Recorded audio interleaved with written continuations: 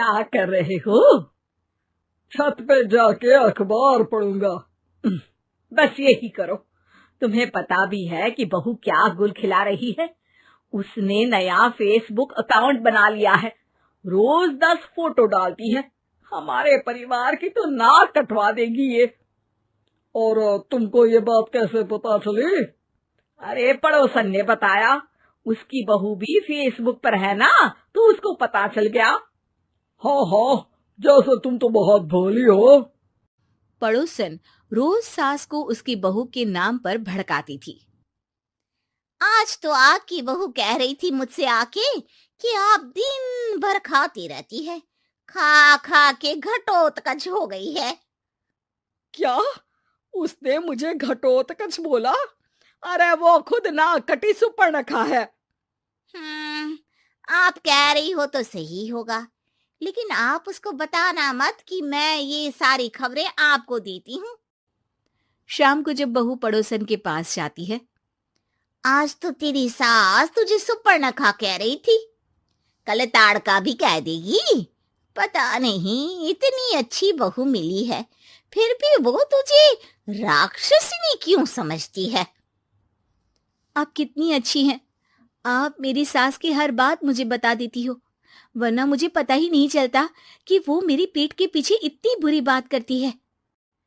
चालाक पड़ोसन रोज ही दोनों सास बहू के सामने उन दोनों की ही बुराई करती और चुगली करके बातें बता देती, ताकि दोनों में हमेशा लड़ाई होती रहे। आपने तो बस छत पे बैठ के अखबार पढ़ना है और चाय के घूंट पीना है। बहू की वजह से मुझे तो जहर के घूंट पीने पड़ रहे हैं। कल वो मुझे मोटी घटोत्कच बोल रही थी। तो तुम भी तो उसको नाक कटी सुपर्णखा बोल देती ना। हाँ हाँ, वही बोल दिया मैंने उसे। आप मुझे कितना समझते हो। बहुत अच्छे से। अब मुझे वो ये बात पड़ोसन ने बताई ना, वही तो है आपकी शुभ चिंतक। पर मैं इस बहू को ना सबक सिखा के ही रहूंगी। जरूर सिखाना चाहिए, पर आज तुम मेरे साथ शाम को छत पे बैठना, एक तरकीब बताऊंगा। बिल्कुल बिल्कुल, कितना ध्यान रखते हो जी आप मेरा। मैं ना सब ध्यान रखता हूँ। शाम को जब सास और ससुर छत पर बैठे होते हैं कि यहाँ खड़ी हो जाओ, यहाँ से ना तुमको पता चल जाएगा कि बहू की अगली चाल क्या है। अच्छा, कैसे? सवाल मत पूछो, जैसा कह रहा हूं वैसा करो। थोड़ी देर में ही छत पे बहू की आवाज आने लगती है। मेरी सास लायक ही नहीं है। मुझे पता होता तो सास बहू की भी कुंडली मिलवा लेती पहले ही। तेरी सास तो मुझे भी पसंद नहीं है। मेरे पास जब भी आती है तेरी बुराई करती रहती है। कभी सुपर्णखा कहती है, कभी हिडिंबा कह के कामचोर भी बोलती है, अरे कभी कभी तो चुगलखोर भी बोल देती है। काश आप जैसी होती मेरी सास। ऊपर छत पे पड़ोसन और बहू की आवाज सुन के सास के होश उड़ जाते हैं। समझी? जी समझी। सुबह तुम्हारे सामने ये बहू की बुराई करती है और शाम को बहू के सामने तुम्हारी। मतलब आप सिर्फ अखबार नहीं पढ़ते, सारी खबरें भी रखते हैं।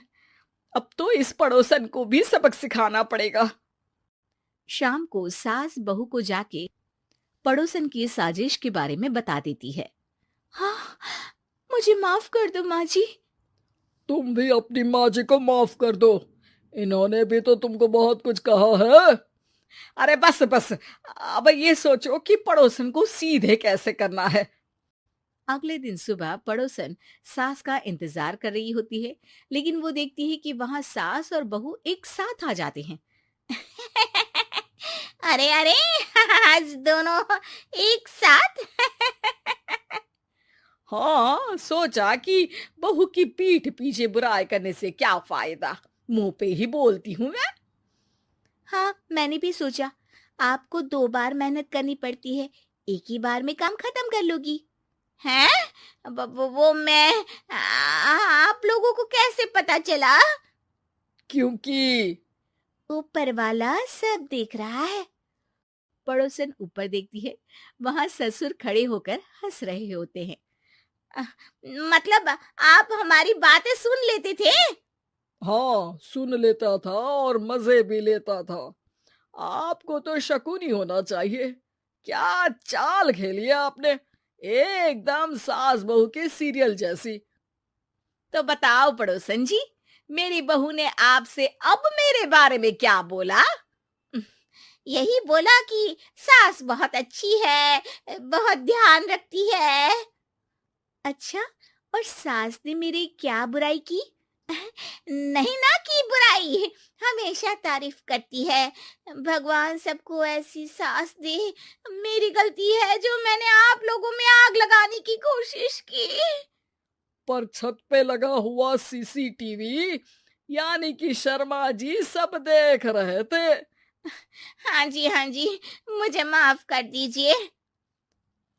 माफ क्या, आपको तो अब हम साफ ही कर देंगे अपने वालों की लिस्ट से। आज से आपकी और हमारी बात बंद, लेकिन बुराई जारी रहेगी। अब आपकी हरकत के बारे में पूरे मोहल्ले को बताना तो पड़ेगा ना आंटी जी।